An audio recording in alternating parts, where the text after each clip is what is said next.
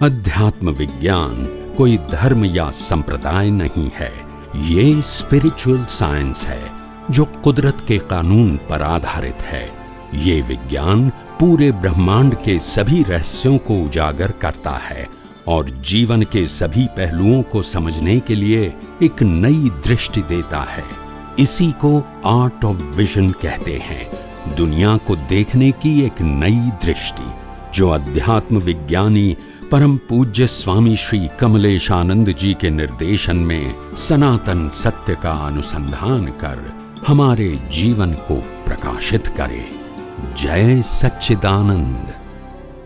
Swami ji, corona 2020 में आया तो कोरोना ने जो सबसे ज्यादा प्रभाव डाला वो स्वास्थ्य पर डाला और उसका साइड इफेक्ट अभी तक चल रहा है, आफ्टर इफेक्ट अभी भी चल रहा है। और अभी टीवी के अंदर फिर अलर्ट जारी हो रही है कहीं कहीं कोरोना के जो आने चालू हो गए, यानी स्वास्थ्य जो है बहुत मुख्य हो गया है। और मेरे ख्याल से ये तो फर्स्ट प्रायोरिटी पर आने लग गया है। स्वास्थ्य हम जानते भी हैं, तो स्वास्थ्य का अध्यात्म विज्ञान से कैसे सुधार हो सकता है, क्या संबंध है, ऐसे कौन से टिप्स है, सूत्र है जिनके माध्यम से जो है व्यक्ति स्वस्थ रह सकता है। और स्वास्थ्य के बारे में मैं वर्ल्ड हेल्थ ऑर्गेनाइजेशन की जो परिभाषा है वो रख करके फिर आपसे मैं समाधान चाहूंगा। उन्होंने कहा कि पूर्ण रूप से वह व्यक्ति स्वस्थ है जिसके शारीरिक स्वास्थ्य, मानसिक स्वास्थ्य और भावनात्मक स्वास्थ्य और स्पिरिचुअल हेल्थ यानी कि आध्यात्मिक स्वास्थ्य और उसकी परिणति यानी सोशल हेल्थ, यानी वो समाज में उनकी एप्लीकेशन करता है या नहीं करता है। तभी अगर उसमें एप्लीकेशन होती है, अच्छा रहता है, वो संभाव से रहता है, तब वो संपूर्ण स्वास्थ्य का है। तो कृपया इन पांचों को पहले हम शारीरिक और मानसिक स्वास्थ्य को लेते हैं। तो ये क्या है और किस तरीके से अध्यात्म विज्ञान जो है इनको ठीक रखने में क्या उपाय बताता है, कृपया उपाय बताइए। आध्यात्म विज्ञान के माध्यम से अगर हम शारीरिक और मानसिक स्वास्थ्य की बात करें तो सिंपल बात यह है कि जितना नेचुरल लाइफ होगा, हवा पानी खुराक जितना नेचुरल होगा, इतना आपका स्वास्थ्य अच्छा होगा। दूसरा, अपना लाइफ परिश्रमी होगा, वो भी अच्छा होगा। तीसरी बात, मन में जो तनाव आते हैं, इसके दो कारण हैं। एक कारण है जीवन में आलस, और इसीलिए काम चढ़ जाता है, पेंडिंग काम, और फिर बाद में उसका लोड होता है, ये करूं वो करूं, ये करूं वो करूं। तो काम में आलस नहीं होना चाहिए। जो काम हमको खुद को करना है और हमारे करने में कोई बीच में नहीं है, तो फिर आज का कल क्यों करेंगे? हो सकता है कल संजोग चेंज हो जाए, दूसरा कोई काम आ जाए, तो फिर लोड हो जाएगा। इसीलिए हर व्यक्ति को as far as possible, अभी तो ये वाईफाई और इलेक्ट्रॉनिक्स का जमाना है, इसलिए मैं ये तो नहीं कहूंगा कि इसको संपूर्ण बंद कर दो, ये पॉसिबल नहीं है, मगर इसका उपयोग कम से कम करो, ये जरूरी है। दूसरी बात, क्योंकि ये उसका जो उपयोग है इलेक्ट्रॉनिक्स आइटम का, इसका सीधा असर हमारे मन के ऊपर होता है। बहुत कम लोगों को मालूम होता है, जो साइंस में रिसर्च किया है उनको मालूम होता है कि हमारा माइंड कितना सेंसिटिव है और हमारे माइंड के अंदर जो वेव्स है वो कितना सेंसिटिव है। इसकी इफेक्ट इतनी सेंसिटिव है, एक विचार भी हमको शक्तिशाली या शक्तिहीन बना सकता है। विचार खाली इतना पावरफुल सेंस है, मतलब विचार की इफेक्ट, आउटपुट जिसको बोलेंगे, इतना पावरफुल सेंस है हमारी, इसको कैचअप कर लेती है और रिजल्ट में कन्वर्ट कर देती है। मैं मर जाऊंगा तो ऐसे विचार आए, जुड़ गए, तो अभी आप मर ही गए, यू हैव नो पावर।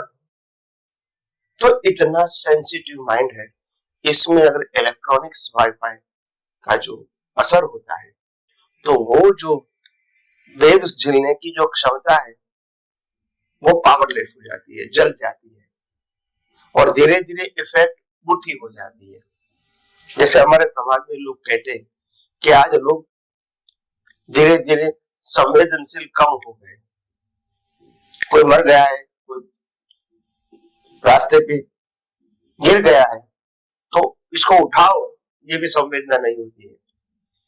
कभी किसी को एक्सीडेंट होता है तो हेल्प करे, कभी कल हमारा भी हो सकता है, मगर ये नहीं सोचते हैं, संवेदना नहीं। तो संवेदना नहीं का मतलब ये नहीं है कि संवेदना नहीं थी, मगर धीरे धीरे ये संवेदना का जो सेंस था, वेव्स, इसको धीरे धीरे हार्ड कर दिया with electronics, media and wifi. और इसीलिए जो फीलिंग होना चाहिए वो नहीं होता है। और उसी के घर में कोई दुखी है, वो भी इंसान है, हम भी इंसान है, तो उनका दुख दूर कैसे होगा, ये फील करना।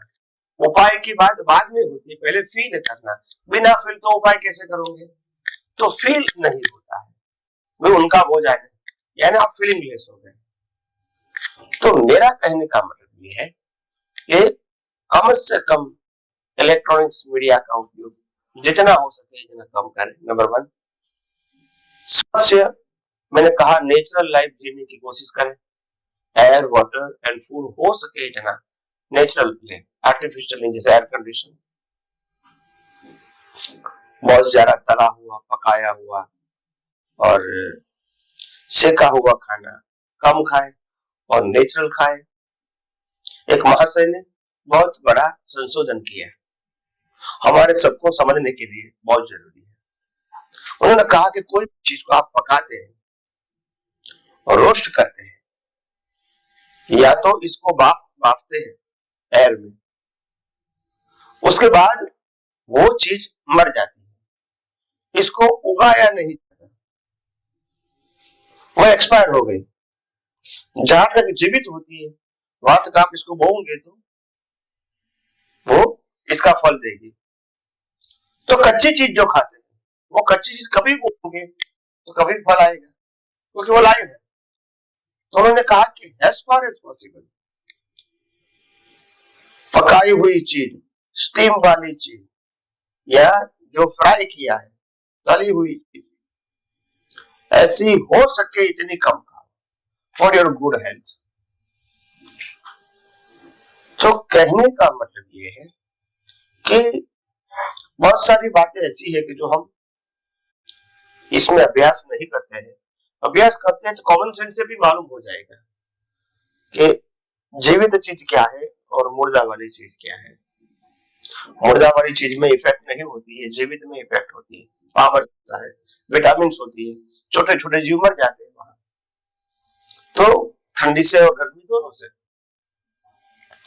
तो कहने का मतलब यह है कि स्वास्थ्य का ध्यान रखने के लिए खाने की चीज, परिश्रमी जीवन, थोड़ी एक्सरसाइज, मन की शांति के लिए परिश्रमी रहो, काम करते रहो, ध्यान करते रहो, ताकि हम मन वचन काया और बाहर की अवस्थाओं से थोड़े समय के लिए मुक्त रहे, तो हमारा माइंड रिलैक्स हो जाता है। तो रिलैक्स होने का मतलब होता है ताकतवर, रिलैक्स होने का मतलब होता है एक ही प्रकार की मैकेनिकल प्रक्रिया से जो एक्टिवनेस होती है वो खत्म हो जाती है। When you change your work, फिर एक्टिवनेस आ जाती है। हम थके हुए कंटाल गए हैं, मैं कोई कहे जो घूमने के लिए जाना है तो हम तैयार हो जाते हैं, क्योंकि एनवायरमेंट चेंज हो जाता है। तो कहने का मतलब कार्यों में परिवर्तन लाए और कैसे भी करके जीवन में उत्साह बनाए रखें। इसके अलावा हम धर्म की बात, सामाजिक बात करेंगे, तो सामाजिक तौर पे भी हम एक दूसरे के साथ एडजस्ट होके जीते हैं तो अच्छी बात है। अगर हम धर्म की बात करें तो हो सके इतना पुण्य का कार्य करें, पाप का कार्य न करें, और अगर पाप का कार्य हो जाता है तो प्रायश्चित करें। तो ये चौथी बात है धार्मिक। और पांचवी है आध्यात्मिक। तो आध्यात्मिक चीज क्या है? आध्यात्म का मतलब होता है हम अभी तक शरीर को सेंटर में रख के सोचते थे, अभी आत्मा को सेंटर में रख के सोचो, ये आध्यात्म है। और आपका जो बाह्य जीवन है आध्यात्मिक विज्ञान के हिसाब से कुदरती कानून के अधीन है। जय सच्चिदानंद। हम 5 प्रकार के जीवन के स्टेज की बात करते थे। इसमें पहला स्टेज था कि कैसा स्वास्थ्य होना चाहिए। दूसरा स्टेज था हमारी मानसिक स्थिति कैसे स्वस्थ होनी चाहिए। तीसरा था हमारा सामाजिक जीवन कैसे अच्छा होना चाहिए। चौथा था हम कैसे पुण्य करें, पाप न करें, और पाप हो जाए तो प्रायश्चित करें। और पांचवा है आध्यात्म। हम कैसे शरीर होते हुए भी आत्मा के बारे में सोचें, अपने पुनर्जन्म के बारे में सोचें, अपनी अज्ञानता को मिटाने के बारे में सोचें, दुनिया के सनातन सत्य के बारे में सोचें कि आखिर ये दुनिया कैसे चल रही है, जीवन कैसे चल रहा है, उसको सिद्धांत से समझने की कोशिश करें ताकि हम सनातन सत्य समझ सके। सनातन सत्य को समझना वो जीवन के सभी प्रश्नों के परमानेंट सॉल्यूशन पाने का रास्ता है। और सामाजिक सत्य, धार्मिक सत्य इज इक्वल टू रिलेटिव सत्य को अगर फॉलो करना है तो आपको हर अवस्था में शरीर के लिए क्या अच्छा है और क्या बुरा है इसको सेंटर में रख के सोचना पड़ेगा। तो शरीर के लिए सोचना तो 4 बात आएगी। आहार मतलब स्वास्थ्य, मानसिक स्वास्थ्य, सामाजिक और धार्मिक, ये चारों बातों में सेंटर में आएगा शरीर। शरीर को किससे लाभ होता है, किससे नुकसान होता है, वो सोचना, यानी रिलेटिव सत्य के बेस पर सोचना, ये इंपॉर्टेंट है। और अगर आध्यात्म के बारे में सोचना है तो आत्मा को सेंटर में रख के सोचना है कि मैं कैसे अज्ञान या जन्म मरण से मुक्ति पाऊं, मैं कैसे खुद के स्वस्वरूप की अनुभूति करूं, मैं कैसे आनंद ज्ञान दर्शन की अनुभूति करूं। तो ये बड़ी बात होती है। इसलिए जीवन के अंदर सभी चीजें अवस्थाओं के मुताबिक जरूर है, मगर गोल इज मोस्ट इंपॉर्टेंट। ये नहीं है कि दुनिया में डॉक्टर की लाइन है, चार्टर्ड अकाउंटेंट की लाइन है, इंजीनियर की लाइन है, आईटी प्रोफेसर की लाइन है, कॉमर्स की लाइन है, आर्ट्स की लाइन है, सब लाइन है और सब में से एक भी गलत नहीं है, मगर आपको तय करना पड़ेगा कि हमको कौन सी लाइन में आगे बढ़ना है, फिर उसी के ऊपर फोकस करना है। एक के ऊपर फोकस करते हैं उसका मतलब ये नहीं है कि बाकी सब गलत है ऐसा कहते हैं। You understand my point? तो अगर मैंने आत्मा को ऊपर फोकस किया तो सामाजिक और धार्मिक लाइफ गलत है, वो ऐसा नहीं कहते हैं। हमारा इंटरेस्ट भी आत्मा में बढ़ गया तो व्यवहार जीवन तो कैसे भी चलता रहेगा। तो लोग उसका उल्टा अर्थ करते हैं कि भाई आध्यात्म का मतलब संसार को भूल जाना, धर्म को भूल जाना, ये गलत है। ऐसी बात को करते भी नहीं, कर सकते भी नहीं है सिद्धांत के तौर पे। इंटरेस्ट न होने का मतलब होता है व्यवहार जीवन जो सामाजिक और धार्मिक है वो तो चलता ही रहेगा क्योंकि ये तो कर्मों का फल है। मगर जो पहले सामाजिक और धार्मिक जीवन हम इंटरेस्ट से जीते थे, अभी हम कैसे अज्ञानता से मुक्ति पाए, सनातन सत्य को समझे और आत्मा की वैल्यू समझे, ये दृष्टि चेंज हुआ। मन वचन काया का व्यवहार तो वही का वही। तो हमको ये सोचना है। और सबसे बड़ी बात यह है जो हमारे सबके लिए बहुत जरूरी है, जीवन में कभी आत्मविश्वास खोना नहीं है, क्योंकि हम है तभी शरीर है और हम है तो संयोग है, हम नहीं है तो कुछ भी नहीं है। इसीलिए जन्म से मौत तक, और मौत के बाद भी हम थे, हैं और रहेंगे। इसीलिए हमको कभी निराश होने की जरूरत नहीं है। आत्मविश्वास से जीना यानी आत्मा को लक्ष्य में रख के जीना है। और जीवन में बहुत सारे प्रयास करने के बाद भी सामाजिक और धार्मिक फील्ड में सफलता मिले या न भी मिले तो हमको डिप्रेस होने की जरूरत नहीं है। आगे बढ़ते रहो, आगे बढ़ते रहो। कर्मण्यवादी का रास्ते, फल जो भी मिले, मगर आत्मविश्वास क्या है? आई एम, मैं हूं। मैं हूं तो अवस्था है, मैं नहीं तो अवस्था भी नहीं, लाइफ भी नहीं है।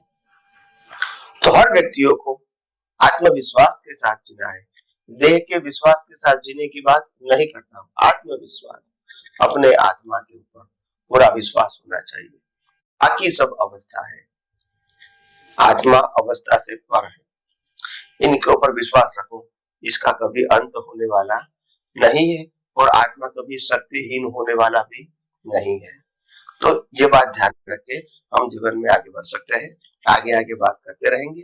धन्यवाद। स्वामी जी, कि जैसा मैंने बताया कि एक व्यक्ति अगर पूर्ण रूप से सब तरीके से सारे अन्य विभागों को छोड़ करके, वो अपनी अपनी जगह सब विभाग सब सही है, छोड़ करके सनातन सत्य की केवल उपासना करे, तो क्या ये बिल्कुल स्पष्ट तौर से जो है वो व्यक्ति सब झंझटों से मुक्त होकर के और एकदम प्रसन्न चित्त रह करके और अपनी डे टू डे लाइफ को अच्छा चला करके और समाज में अच्छा इंसान बन करके और सब ये हो सकता है। तो मैं प्रश्न क्यों कर रहा हूँ, होता तो है, लेकिन आप मोटिवेशन की बात करते हैं, आप ये कॉन्फिडेंट के साथ में, आत्मविश्वास के साथ में जनता को बताइए कि मैं जो है अपने अनुभव के आधार पर, अपने कॉन्फिडेंस के आधार पर ये कहना चाहता हूं कि अगर सनातन सत्य फॉलो करते हैं तो आपको समस्त जो है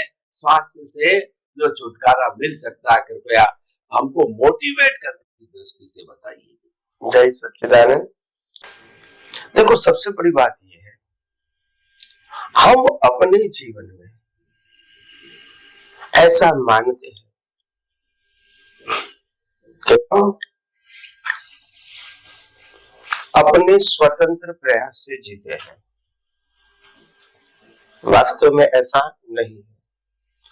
कुदरत जो संजोग देके उसमें ही हमको जीना पड़ेगा और हमारे प्रयत्न की मर्यादा भी अवस्था के अधीन होगी, इसमें फ्रीडम नहीं होगी। तीसरी बात, हमको ये बात सोचना है, क्या शरीर हम है? और दूसरी बात ये सोचनी है, क्या शरीर हम चलाते हैं? अगर ये दो बातों का उत्तर अगर ना है तो फिर तनाव की जरूरत नहीं है, क्योंकि शरीर भी नहीं है, चलाने वाले भी नहीं है। तो इसीलिए हम आध्यात्म के मार्ग में आगे आगे और भी बातें समझते रहेंगे।